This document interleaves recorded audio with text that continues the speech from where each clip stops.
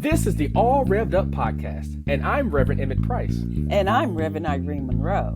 Before we head into a conversation on Black parenting, the joys and challenges, let's take a moment to thank each and every one of our listeners. Thank you for your support, your encouragement, your feedback, and your comments. We are so grateful. And as always, a tsunami of thanks I give to you and also to our wonderful producers, Kyla Wright and Cavante Small. Indeed so. We have phenomenal producers. Now, Irene, parenting is tough. Amen. With the growing influence of social media and the increasing occurrences of unjust treatment of Black people, in addition to other people of color and members of the LGBTQ community, parenting Black children is hard. Amen. In this season of George Floyd and Breonna Taylor and the many hashtags, we need to talk about the intersectional ancestral ethos of the joys and challenges of Black parenting, past and present. Now, Irene, does it still take a village? And very much. Do we still have a village to raise Black children? And that's what we're going to tackle when we talk about the joys and challenges of raising our children. Absolutely here. I mean, so what are the joys? Well, let me just say this here. The joys for me is not only molding minds, but shaping souls, nurturing our children into becoming adults. What happens is what the media doesn't pick up how we show joy having our children and raising our children. So I'm going to give you an example. All right. I would say, my baby Kyla, she's one of our producers. This is how Mama would say it. You know, that girl can write. Ooh, I can't wait to see what she gonna be when she get grown up. And then I would say, you know that boy, Cavante? And that's one of our producers. You know, he's always been nosy. So I think he's gonna be a good news guy. And then I would say, and Emmett, honey, that child, okay? He's a musical prodigy. You know, he was banging on pots, and now I'm talking about Reverend Price's son.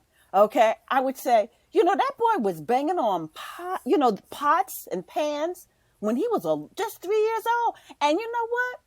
I heard a little Tito Puente in that. Yes, I did. Yes, I did. So people don't understand. And when our children graduate, this is how that would look. Now, this is about the Reverend Dr. Emmett Price. My baby not only graduated from college, but he getting a PhD. And this how this looks. When you walk across the stage, you know that's your child. Everybody know that's your child because this is how we do it. That's my baby. Yes, sir, that's my baby. So that's the thing that does not get captured. And when it does, it's demonized that we're making so much noise, not understanding that educational parity was never afforded to us, and not understanding how we raised our children, okay, in the midst of this cauldron of racism. And the one thing that we understand, they bring an extra joy raising them because, sadly, we're not promised tomorrow with them. Mm-hmm. So every day with our children is a gift. Come on now. I mean, you took me back, you know, to thinking about the various graduations that I've had, and certainly my siblings, but also my children. The graduations have always been a big thing, right? I mean, you know, that's birthdays right. Have always been a big thing. And the celebration of life on the Black side of town has always been a hyper interactive thing. You know, you graduate from let's just say from elementary school, and you don't just have immediate family there. You got neighbors, you got right. Folk from out of town, you know, and it's almost like your elementary school graduation would have been the equivalent of your high school or your collegiate graduation. I mean, we make a big to-do because of the harshness of life, and because we want to wrap our young people with a sense of community, that you are not the only one who this is for, that you are representative of those who have been praying for you, those who have been supporting and encouraging you. That's right. And this is a celebration of everybody. You left out another one. And those that have been disciplining you. Okay? Parents and the village. Oh parents Lord. and the village here. And the thing that people don't understand, Emmett, our children bring us joy. We're the most important person Yeah. in their lives. Yeah. And we hope for them. This is why I'm so proud of each and every one of you, because I'm old enough to be your mama, Emmett. Okay? and Cavante, your grandmama.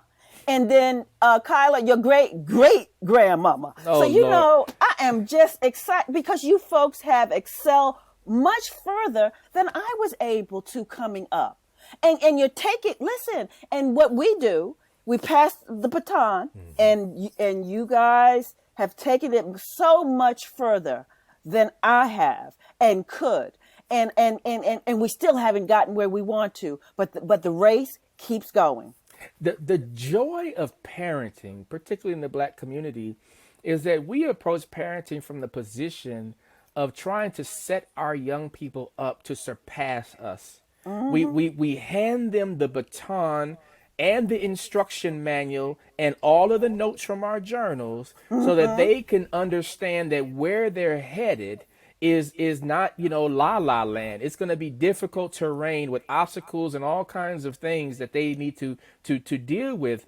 But we want them to excel and exceed. That's we right. we want them to surpass That's and right. be better That's right. than even we and are. we have an ancestral, not only village, but a canon. Yeah. Okay. Volumes of knowledge each decade. And Yeah. so the interesting thing now with George Floyd and Breonna, okay, we go back to that canon of the civil rights movement. All right. So we know where to get the information, and we know how to protect them in the face of constant harassment from K to 12 and beyond. So my point is that I'm so excited that we're talking about that, because it gives me a chance to say to each and every one of you just how proud I am of you folks. Well, If I do nothing else, all I have to say is that, you see, because when we talk about children, see, all of y'all are my children. That's why, you better be giving me some reverence. Okay. That's why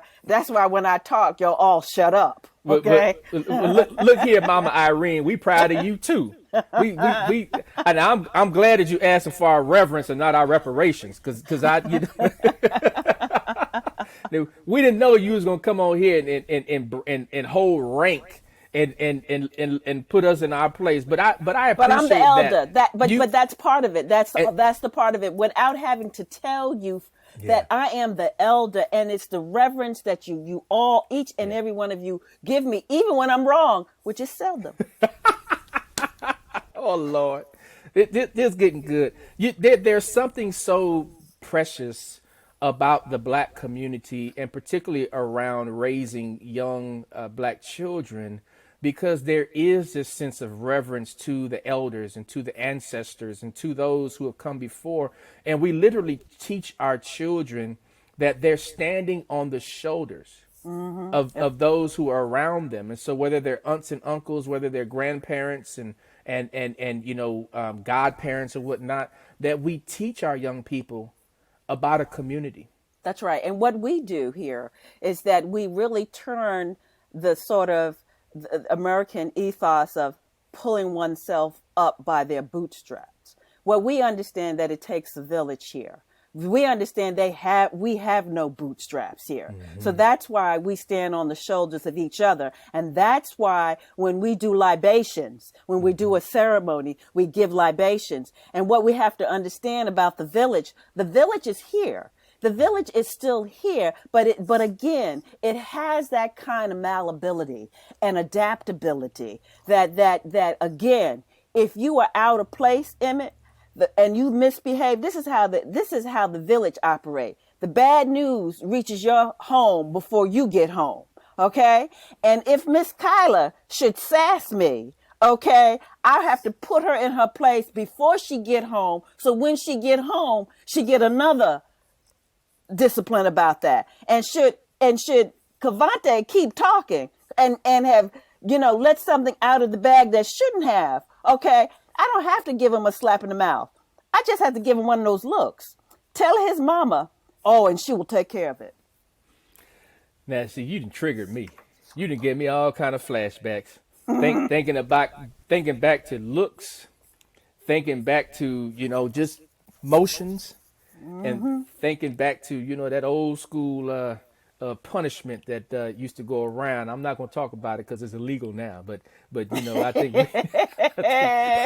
see, we didn't. Hey, Irene, Yeah, I know. we didn't have no number to call back Well, we then. didn't have Alvin Toussaint, okay, Oh, in the Cosby Show, okay. We didn't have it, but Emmett, this is what I like. We don't show the precociousness of our children, yeah. and even representationally. And I just want to say this, when I was growing up, okay, don't any of y'all say anything, but there was. There was Dennis the Menace, right? Leave It to Beaver, this precocious little boy.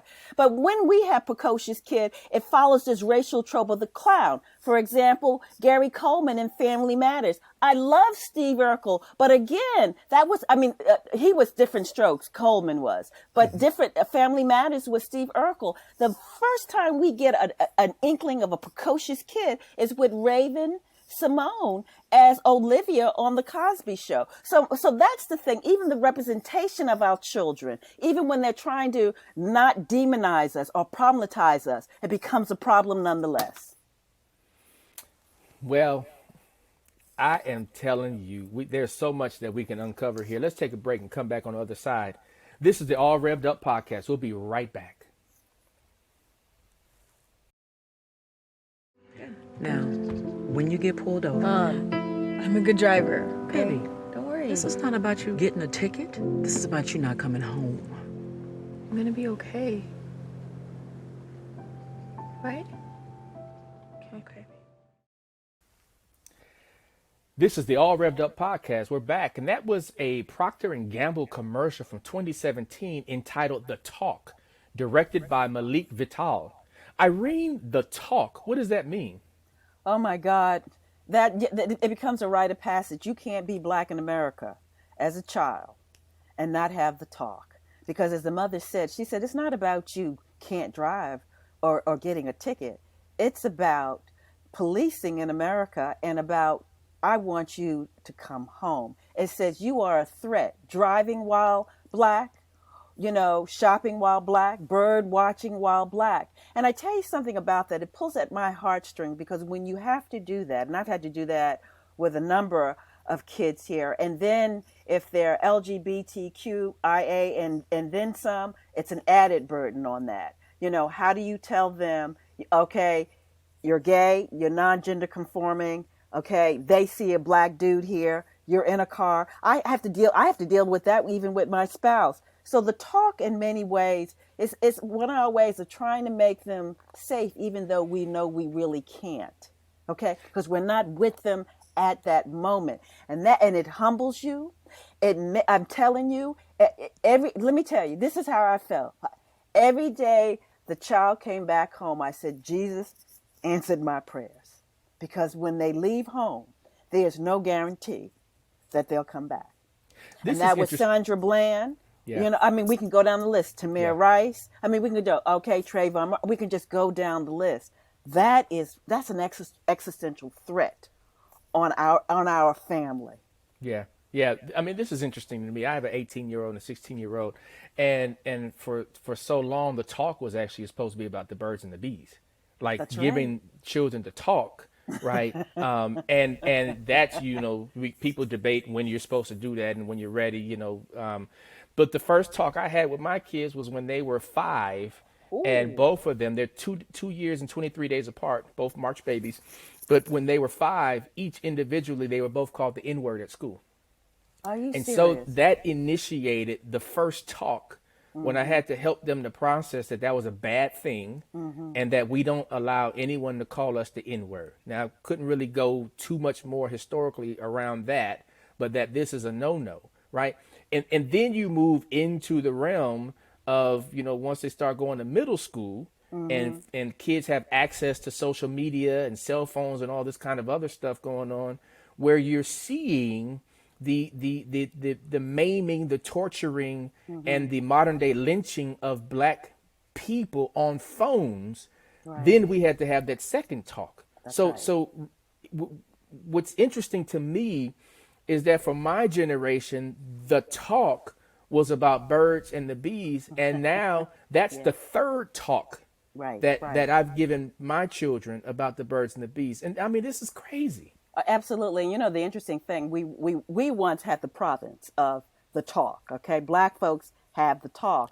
But now with Asian American Pacific Island bigotry, now they're talking about the talk here. I think the thing that what people don't really understand is that the harm that racism do to our children, the sort of physiological and psychological impact on of racism on our kids, and how it stymies their intellectual and social growth and a feeling of safety. And that's one of the sort of key elements that you want children to have, to feel safe. And as parents, when you feel you can't keep them safe, you can't be sure that child won't come home. It really takes something out of you. It really does. And I mean, this is why I always say you got to have that walk with Jesus, because honestly, that's one of those moments that I'm telling you, when they turn the key, you say, oh my God, thank you. And I'm going to tell you another scary moment is when they say, I want a driver's license. I want to get a learner's permit. And you don't listen, any parent is worried about that. And just in general, okay? At this point, you don't care if they bang up the car. You really don't. You just want them to get out of the car and walk into the house. I mean, it's really gotten to that sort of level here. But, it does something in terms of how you have to censor your children, to teach them to censor themselves. I mean, we're asking our young people to mature, prematurely, which is interesting because I remember, the first car I had was a '78 Cadillac Seville, two-tone brown, four-door, and it had a sunroof. And my father helped me to get it, right? I basically had to buy it from my father, who helped me to get it.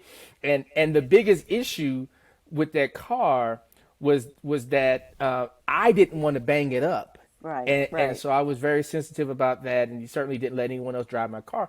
But now it's like, the biggest issue is about being pulled over by the police. And the whole, part of that talk is that if the police start following you, to the extent that you can, go to a well-lit public place, right? I mean, the old adage is don't ever allow the police to follow you home, right? And so in that challenge, there's also another piece that when our children are infants and coming up in that early years, toddlers, we are the divine to them, right? Before we're able to introduce them to the divine, we are the divine. Right. And then as they age and become teenagers and become young adults, then it's all of a sudden like we no longer have that power and literally don't have the authority over their lives. And it's hard on both the young people, but also on the parents. Absolutely. Right? But the reason why we constantly have to have the talk, and I'll tell you,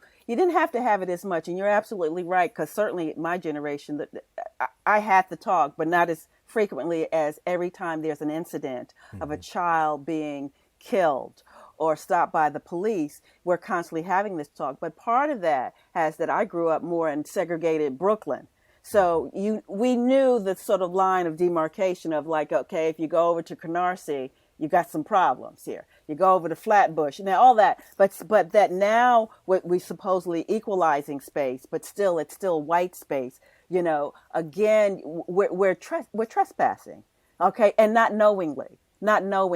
And so it pulls at you in terms of, well, where is the line? Okay, where are we not supposed to be? Although they're saying, we want a more integrated society. So one of the things that, this is what I felt, raising one of my boys. I said this, and he looked at me like I was crazy. I said, listen, I'll wait in the car. You just go and go to the party or whatever. You don't even have to say I'm in the car. But I would prefer, and you could stay as long as you want because I got books on tape. Don't even worry about it. I can listen to some Toni Morrison. Hold on. Irene, you didn't send the boy into the party and sit outside in the car, did you? No, I mean, he's not going to let me do that. But I said that I was trying to like give him some money. Like, listen, because the point is, look, look, sundown. Let's talk about this. Yeah, We, I got we you. live in a sundown nation, not just town. Yeah. Okay. And I'm in liberal Cambridge. If they're going to stop, Professor Henry Gates in daytime going into his house, parties don't start until 10, 11 o'clock. They don't come home until 2 o'clock in the morning. What are you doing with this Yeah. fine looking car or any car?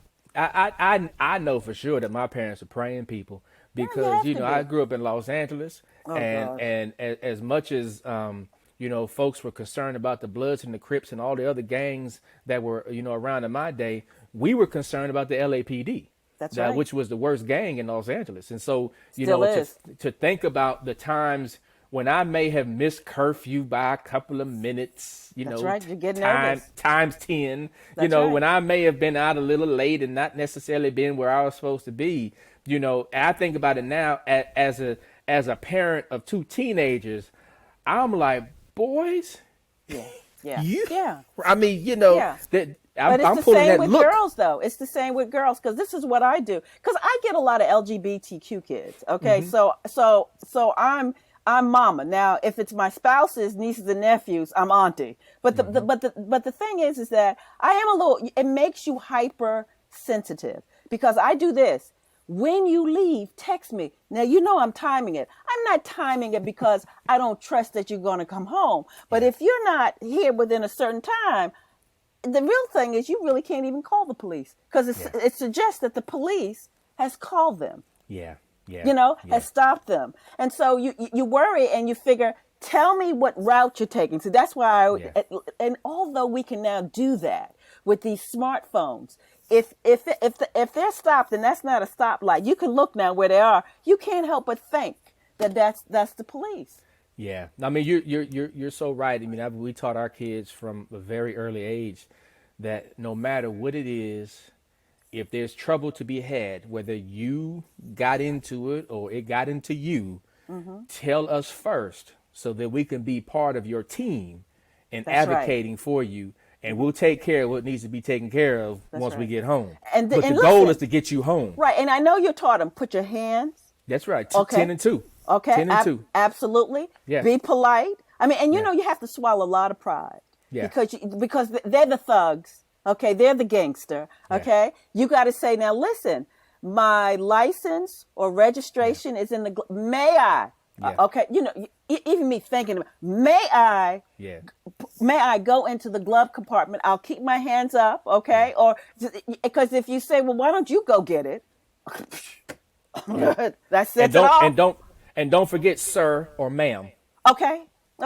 Yeah. Okay. Now, how is that any different than slavery? How is that any different? Okay. Well- Because it's policing. I'm just gonna end us right now because you didn't invoke slavery, and that's a whole nother episode, and I think we need to get to that at some point. But let me leave our listeners with these closing words.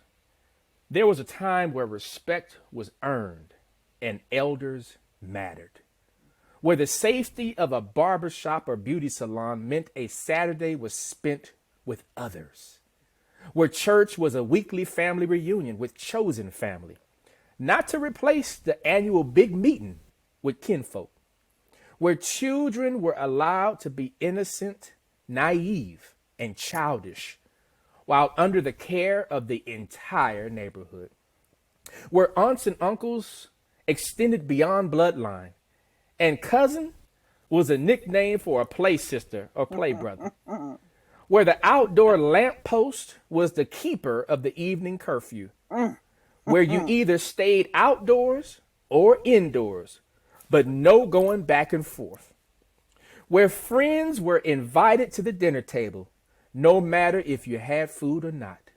I remember the days of old, and oh, how I wish that my children could have experienced the same. Unfortunately, things have changed. However, no matter how much they have changed, what has not changed is the absolute joy of nurturing and loving these young leaders of the future. What a blessing and a privilege to usher into adulthood the young progeny of our ancestors whose legacies live on through the youth who call their names. Young people, be bold, be courageous, and keep it real. Young people, be brilliant, be innovative, and keep the entrepreneurial spirit alive. Young people, you are loved, you are appreciated, you are valued, and your lives matter. Amen. Amen. Amen. And Ashe. All Rev'd Up is brought to you by us, the Revs. Our amazing producers are Kyla Wright and Cavante Smalls. Music from this episode is from Reverend Price's son, musical prodigy, Emmett G. Price IV. All Rev'd Up is distributed by GBH. Additional thanks to Bob Kempf, Elizabeth O'Brien, May Heath, Chelsea Mers, Meredith Neerman, and Zach Waldman. If you like what you hear, let us know. Give us a review on Apple Podcasts and follow us at All Rev'd Up Pod on Facebook, Twitter, Instagram, and YouTube. And feel free to send us a note, a question, or a comment at allrev'duppod@gmail.com. We'll be back in 2 weeks for another episode of All Rev'd Up.